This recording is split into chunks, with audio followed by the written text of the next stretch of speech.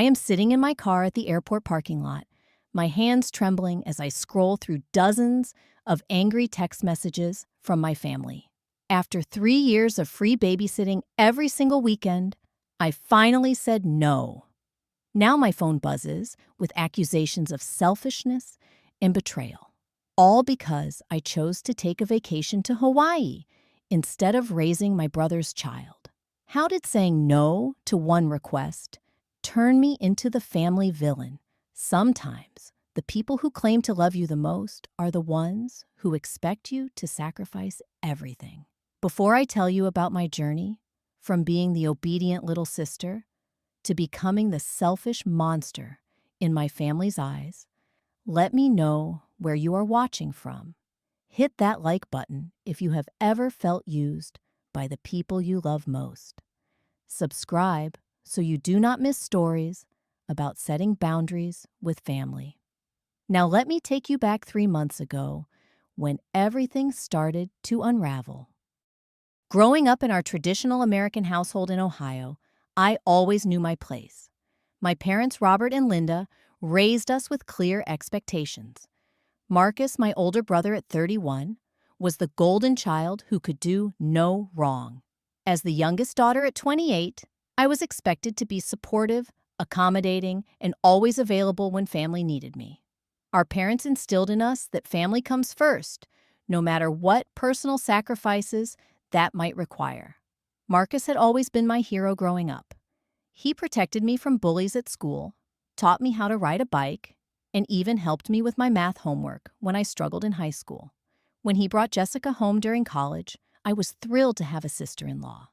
Jessica seemed sweet, though a bit entitled, and I welcomed her into our tight-knit family with open arms.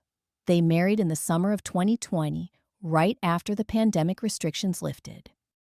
It was a beautiful ceremony, and I served as a bridesmaid, beaming with pride as my brother started his new chapter. As an accountant at a small firm in downtown Columbus, I had built a steady life for myself. I lived in a cozy one-bedroom apartment, had a small circle of close friends, and was slowly saving money for my future dreams. When Marcus and Jessica announced they were expecting their first child in late 2020, our whole family was overjoyed. I immediately offered to help however I could, thinking about all the ways I could be the best aunt possible. I imagined weekend visits, holiday traditions, and watching my nephew grow up surrounded by love. Little did I know that my eagerness to help would soon become an expectation that would consume my entire life. Dylan was born in March 2021, a beautiful baby boy with Marcus's eyes and Jessica's smile. I fell in love with him instantly, spending hours holding him during family visits and buying him tiny outfits and toys. Those first few months were magical, watching Marcus transform into a devoted father and seeing our family grow. The babysitting requests started innocently enough. Jessica called me one Friday evening in June, sounding stressed and exhausted.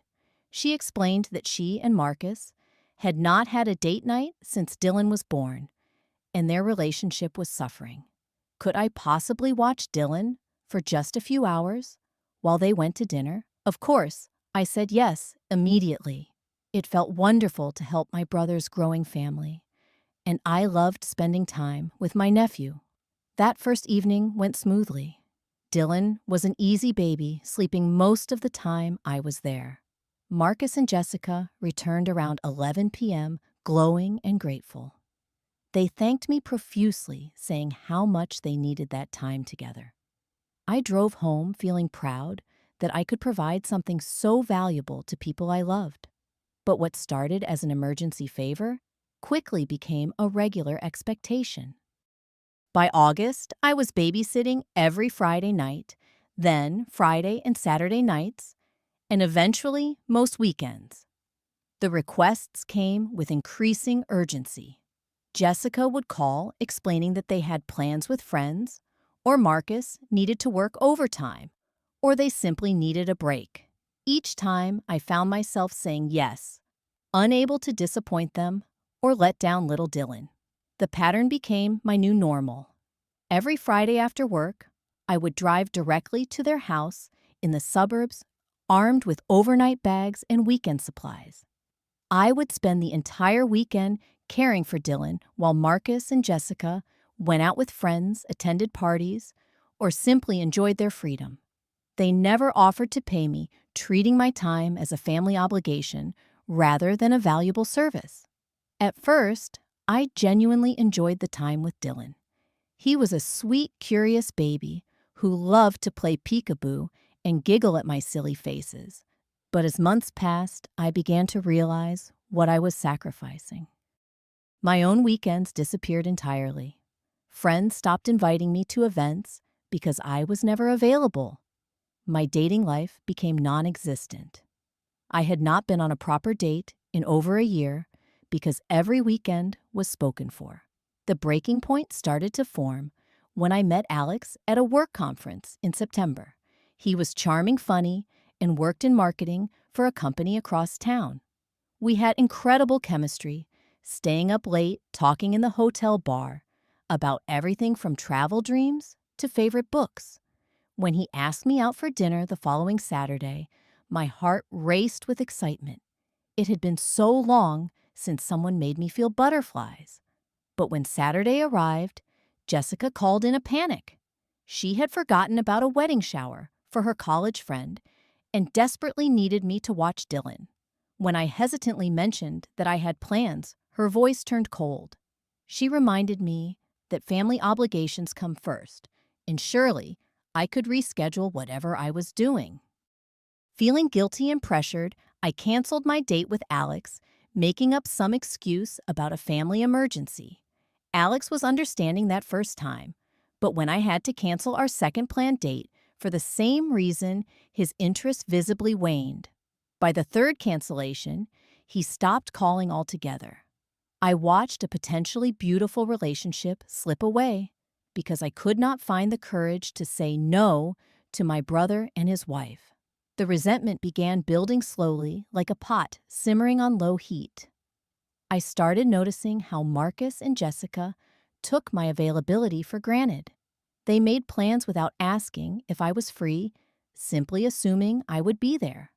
They never thanked me anymore, treating my weekend sacrifice as expected rather than appreciated.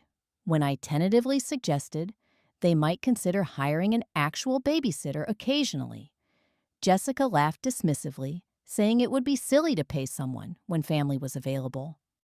The tension reached a new level in January, when my company announced its annual gala for February. This was not just any work party. It was the most important networking event of the year where partnerships were formed and promotions were discussed. My boss, Mr. Patterson, specifically mentioned that he wanted to introduce me to some major clients, hinting strongly that a senior position might be opening up. I had been working toward this promotion for 3 years. The raise would mean financial security, the ability to move to a better apartment, and finally having the resources to pursue some of my dreams. I marked the date on my calendar, immediately circled it in red, and started planning what to wear. This was my chance to prove myself professionally and move my career forward. 2 weeks before the gala, I mentioned the event to Marcus and Jessica during one of our weekend handoffs.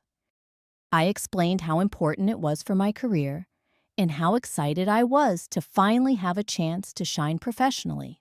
They nodded politely, but I could see the wheels turning in Jessica's mind. She was already mentally calculating whether this would interfere with their weekend plans. The Friday of the gala arrived, and I was at work putting the finishing touches on my presentation for potential clients.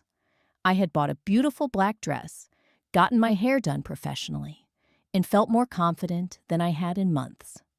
At 4 p.m., just as I was preparing to leave early to get ready, my phone rang. It was Marcus, and his voice carried that familiar tone of barely concealed frustration. Jessica had suddenly come down with a stomach bug, he explained. She was throwing up and felt terrible. They had tickets to a concert that evening, expensive tickets that could not be refunded, and really needed me to watch Dylan. Could I possibly skip my work thing and help them out? Just this once, he promised, though we both knew that phrase had lost all meaning months ago. My heart sank as I tried to explain the importance of the gala. This was not just a casual work party, I told him. This was my one shot at the promotion I had been working toward for years. Mr. Patterson was expecting me, clients were flying in specifically to meet me, and missing this event could set my career back significantly. Marcus's response cut deep.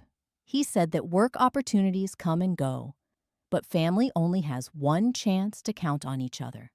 He reminded me that Jessica was genuinely sick, not just making excuses, and they had no other options for childcare. When I suggested they stay home with their sick wife and baby, he grew defensive, claiming that Jessica insisted he go to the concert alone since they could not get refunds.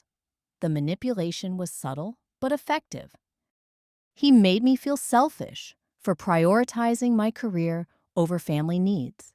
He painted Jessica as the suffering victim and himself as the overwhelmed husband just trying to make the best of a bad situation. Meanwhile, my career-defining opportunity was being treated as a trivial inconvenience that I should be willing to sacrifice without question. Against every instinct screaming in my head, I found myself agreeing to babysit. I called Mr. Patterson, making up a story about a family emergency, and watched years of professional relationship building crumble in one phone call. His disappointment was palpable through the phone.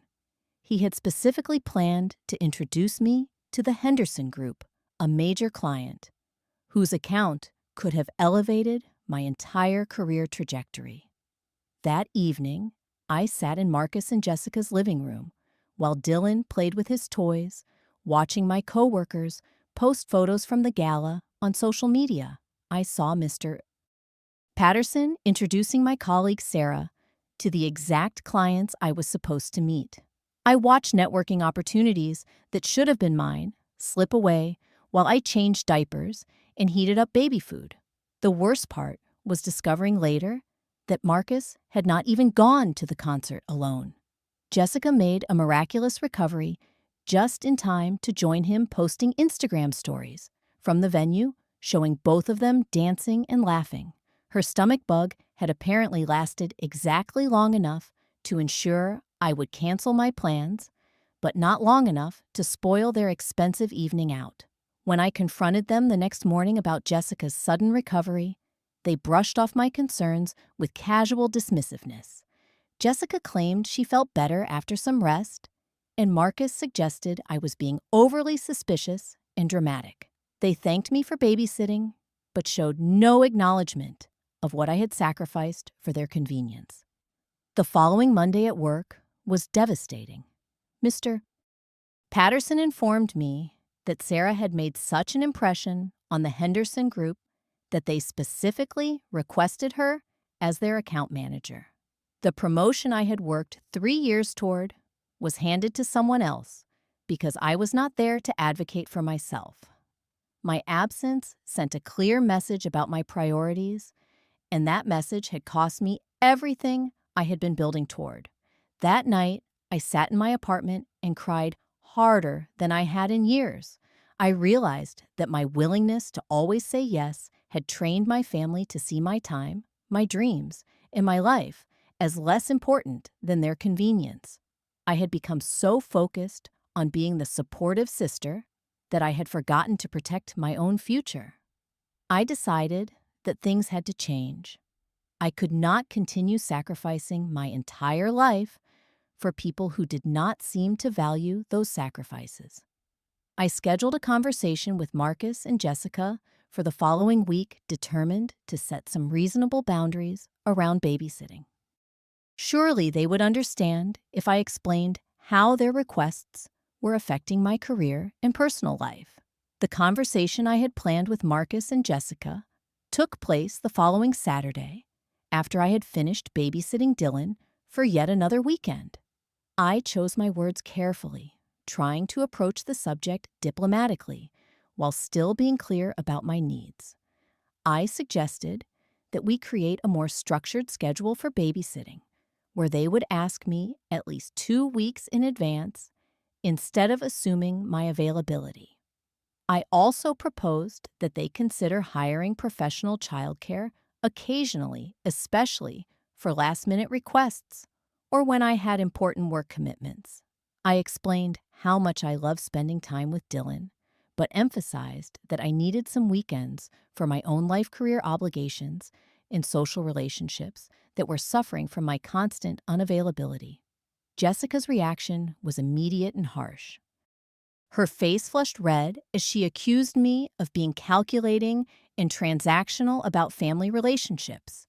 She said that real family members do not schedule their love and support, and that my suggestion felt cold and unnatural. She claimed that asking for advance notice made it seem like babysitting Dylan was a burden rather than a privilege. Marcus took his wife's side without hesitation. He said he was disappointed in how I had changed over the past few months, becoming more selfish and less family-oriented. He reminded me of all the times he had helped me growing up, as if that childhood support created a debt I could never fully repay. The conversation ended with both of them storming off, leaving me feeling like the villain for simply asking for basic consideration. 2 weeks later, the situation escalated when my college roommate Sarah announced her 30th birthday party. Sarah and I had maintained a close friendship since graduation, and her birthday celebration was something I had been looking forward to for months. She had planned an elaborate dinner party at her favorite restaurant, followed by dancing at a rooftop bar downtown. I had already bought her gift and marked the date prominently on my calendar. The party was scheduled for Saturday night, and I had mentioned it to Marcus and Jessica weeks in advance. I assumed that giving them plenty of notice would prevent any last-minute conflicts. However, Friday evening around 6 p.m., Marcus called with another urgent request. He and Jessica wanted to go to a movie and dinner, just a simple date night, and needed me to watch Dylan. When I reminded him about Sarah's birthday party, his tone shifted to barely concealed annoyance. He questioned why I would prioritize friends over family, suggesting that Sarah would understand if I had to cancel for nephew-sitting duties. Jessica chimed in from the background, loudly wondering when I had become so social and demanding, as if having friendships outside the family was somehow inappropriate. For the first time in 3 years, I held firm. I told Marcus that I would not be available Saturday night because I had committed to Sarah's celebration months ago. I suggested they make their own childcare arrangements or postpone their date to a different evening. The request seemed perfectly reasonable to me, but Marcus's reaction was explosive. He accused me of abandoning my family responsibilities for superficial social events. He claimed that I was becoming selfish and self-centered, prioritizing parties over my nephew's needs. When I pointed out that Dylan would be perfectly fine with his own parents for one evening, Marcus grew even more agitated, saying that I clearly did not understand what family sacrifice meant. The call ended with Marcus hanging up on me, but not before declaring that he was truly disappointed in the person I had become. I spent that evening second-guessing myself, wondering if maybe I was being unreasonable. The guilt was overwhelming, but I forced myself to remember the career opportunity I had already sacrificed and the relationships I had damaged by always prioritizing their convenience. Saturday evening arrived, and I attended Sarah's birthday party with a mixture of excitement and anxiety. It felt strange to be out socializing on a weekend night after months of staying home with Dylan. Sarah's friends welcomed me warmly, many commenting that they had not seen me in forever and wondering where I had been hiding. The party was exactly what I needed. I laughed until my sides hurt, danced until my feet ached, and remembered what it felt like to be young and carefree. For the first time in years, I felt like myself again, rather than just an extension of my brother's family. The evening reminded me of all the social connections I had sacrificed and the version of myself I had lost along the way. When I finally arrived home around 2 a.m., I found 17 missed calls from various family members and a string of increasingly angry text messages. Apparently, Marcus and Jessica's date night had been ruined because they could not find alternative childcare on short notice. They had been forced to stay home, and Jessica was furious about missing the movie she had been excited to see. The text messages were brutal. Jessica wrote that I had proved my priorities by choosing strangers over family. Marcus sent multiple messages questioning my character and claiming that our parents would be ashamed of my selfishness. Even my mother had called, asking why I was being difficult and suggesting that I should have compromised by leaving the party early to help with Dylan. The final breaking point came when I made the decision to book a vacation to Hawaii. I had been saving money for over 2 years, carefully setting aside small amounts from each paycheck with the dream of taking a real vacation somewhere beautiful and relaxing. After months of feeling emotionally drained and professionally stagnant, I desperately needed time away to recharge and remember who I was outside of my role as the family babysitter. I spent weeks researching the perfect trip, finally settling on a 7-day stay at a modest hotel in Maui. It was not luxurious, but it was mine. I booked flights, made reservations, and requested vacation time from work with the excitement of someone who had not had a real break in years. The trip was scheduled for mid-March, and I gave my family 2 weeks advance notice, assuming that would be plenty of time for them to arrange alternative childcare. Marcus and Jessica's reaction was swift and severe. They had apparently been planning their own romantic weekend getaway for the same dates, expecting me to be available for Dylan as usual. When I announced my Hawaii plans, Jessica immediately declared them unacceptable, claiming that I was deliberately sabotaging their marriage by refusing to provide childcare when they needed it most. Marcus took an even harder line, suggesting that I cancel the vacation entirely. He argued that 28-year-old single women do not need expensive vacations and that my money would be better spent on practical things. He reminded me that families make sacrifices for each other and that my unwillingness to prioritize Dylan's needs over my own desires showed a fundamental character flaw. The conversation escalated quickly into a full-scale argument. I tried to explain how much this trip meant to me, how long I had been saving, and how desperately I needed time to recharge after years of giving up every weekend. But my explanations fell on deaf ears. In their minds, I was being selfish and abandoning my family responsibilities for frivolous personal pleasures. When reasoning failed to change their minds, my parents were called in as reinforcements.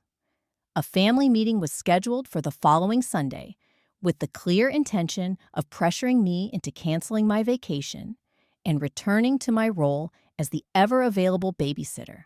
The meeting felt like an intervention, as if I were an addict who needed to be confronted about destructive behavior. The living room of my childhood home became a courtroom where I was the defendant facing charges of selfishness and family abandonment. My father, acting as judge, reminded me that daughters in our family have always been expected to sacrifice for the greater good. My mother played the role of disappointed parent, expressing hurt that I would choose strangers at a Hawaiian resort over my own flesh and blood. Marcus presented his case like a prosecutor, listing all the ways I was failing as a sister and aunt. Jessica sat silently, occasionally dabbing at her eyes, as if my vacation plans were causing her genuine grief. The whole scene felt surreal, as if wanting 1 week for myself after 3 years of unpaid childcare was somehow a grave moral failing. I tried to defend myself calmly, explaining that taking a vacation did not mean I did not love my family.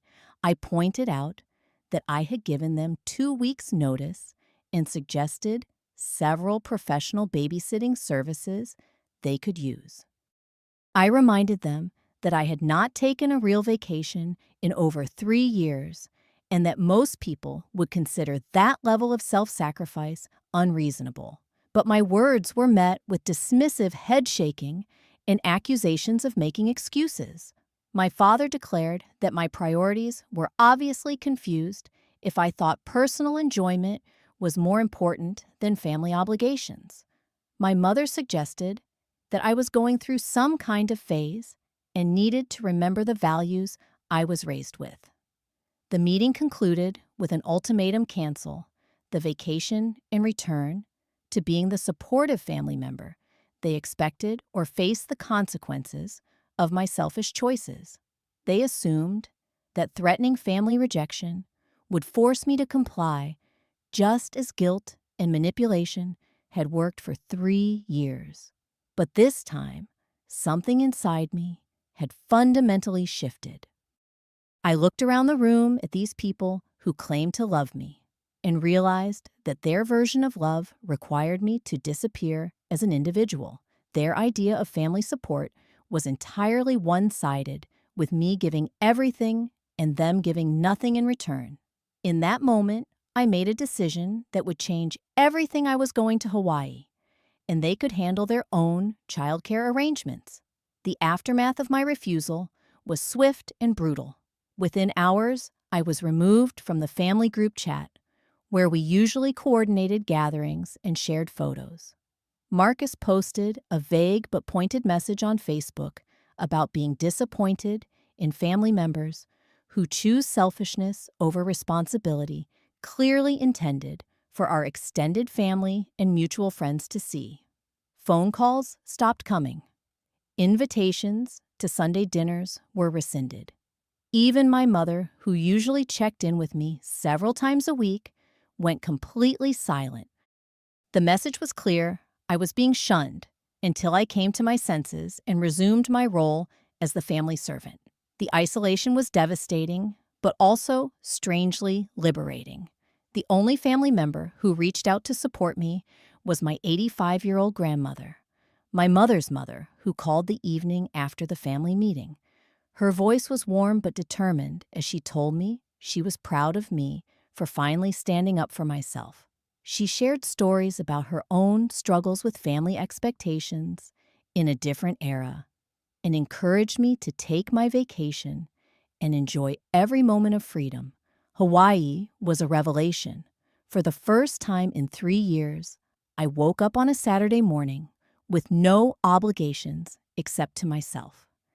I spent the first day on the beach, alternating between swimming in the crystal clear water and reading a novel I had bought months ago, but never had time to finish.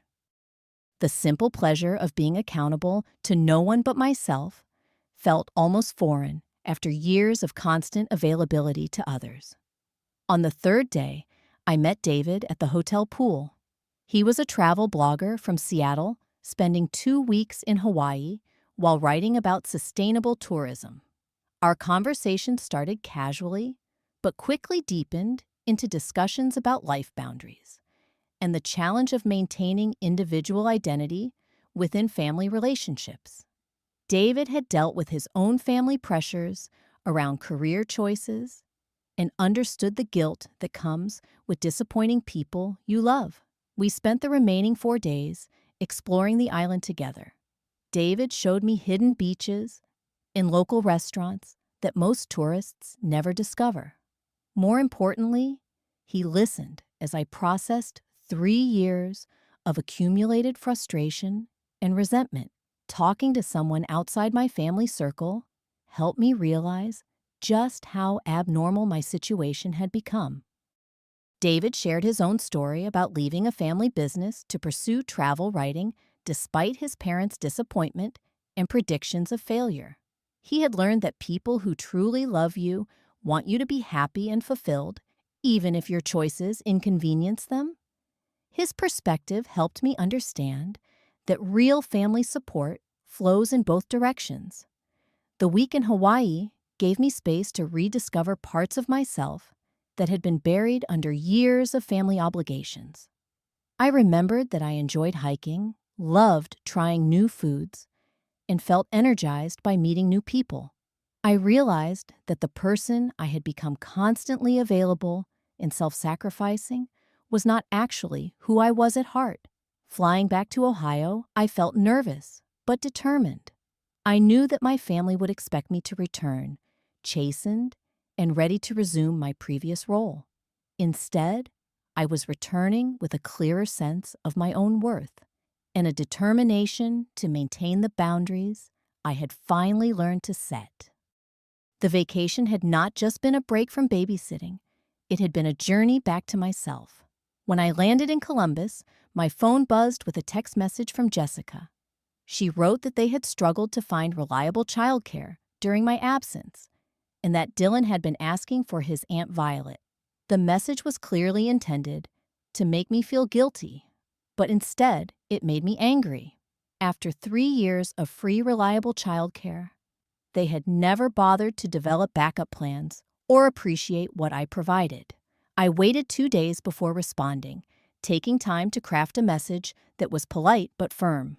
I thanked her for the update about Dylan and explained that going forward, I would be available for babysitting once per month with at least 2 weeks advance notice.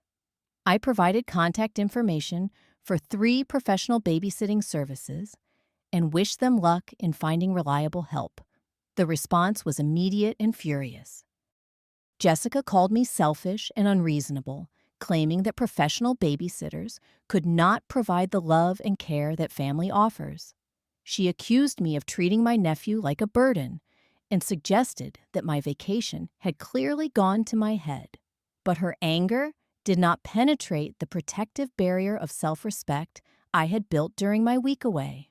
The following weeks were challenging, but ultimately liberating. I began rebuilding the social life I had abandoned, reaching out to friends who had stopped inviting me to events. Many were understanding about my absence, and some shared their own stories about family pressures and boundary-setting struggles. I realized I was not alone in dealing with relatives who confused love with obligation. I also threw myself into work with renewed energy. Without weekend babysitting duties consuming my time and mental space, I had bandwidth to take on additional projects and networking opportunities. Within 6 weeks of returning from Hawaii, I was promoted to senior accountant with a substantial raise. Mr. Patterson commented that my renewed focus and energy had not gone unnoticed. I started dating again, first going out with David when he visited Ohio, and later meeting other men who respected my time and independence. Having weekends available meant I could develop relationships at a natural pace without constantly canceling plans for family obligations. The confidence I had gained from standing up to my family made me more attractive and self-assured in dating situations. The most significant change was in my relationship with myself. I began setting boundaries, not just with family, but in all areas of life. I learned to say no to overtime requests when I had personal plans to decline social invitations that did not interest me and to prioritize activities that brought me joy and fulfillment. The skills I learned standing up to Marcus and Jessica served me well in every relationship. 3 months after my return from Hawaii, my grandmother suffered a mild heart attack, and the family was forced to come together at the hospital. The reunion was awkward and tense, but my grandmother's condition put our conflicts in perspective. During visiting hours, Marcus approached me hesitantly, asking if we could talk privately in the hospital cafeteria. The conversation was difficult, but honest. Marcus admitted that he had taken my help for granted and had not considered how much I was sacrificing. He apologized for the harsh things he had said and acknowledged that he and Jessica needed to take more responsibility for their own childcare arrangements. It was not a complete transformation, but it was a beginning. I accepted his apology while making it clear that our relationship going forward would need to be more balanced. I explained that I was willing to babysit Dylan once per month with advanced planning, but that my days of being available every weekend were permanently over. I also established that emergencies would be evaluated on a case-by-case basis, and that work commitments and personal plans would not automatically be sacrificed for family convenience. Jessica's acceptance of these new boundaries took longer, but she eventually adapted when she realized that fighting would not restore the old arrangement. They began using professional babysitters regularly and found reliable providers they trusted with Dylan. Ironically, their parenting became stronger when they could not rely on me as a constant backup plan. The new family dynamic was healthier for everyone involved. My parents gradually accepted that their expectations had been unreasonable, though they never explicitly apologized. My relationship with Marcus slowly healed as we learned to interact as equals rather than as the responsible older brother and the accommodating younger sister. Even Dylan benefited from having parents who took full responsibility for his care rather than depending on extended family. Most importantly, I learned that love and respect must be mutual to be meaningful. The people who truly care about you want you to have your own life dreams and happiness. Setting boundaries does not make you selfish. It makes you someone worthy of genuine respect and authentic relationships. Looking back, I realized that my week in Hawaii was not just a vacation. It was the beginning of a life where I matter as much as everyone else, where my dreams are worth protecting, and where saying no can actually be an act of love for myself and others. Have you ever had to choose between family expectations and your own well-being? Have you found the courage to set boundaries with people you love, even when they make you feel guilty for protecting yourself? I would love to hear your stories in the comments below. Please hit that like button if this resonated with you.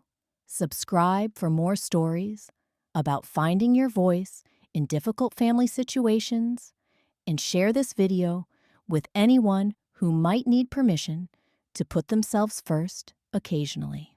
Thank you for listening to my story, and remember that your happiness matters just as much as everyone else's. Take care of yourselves, and I will see you in the next story.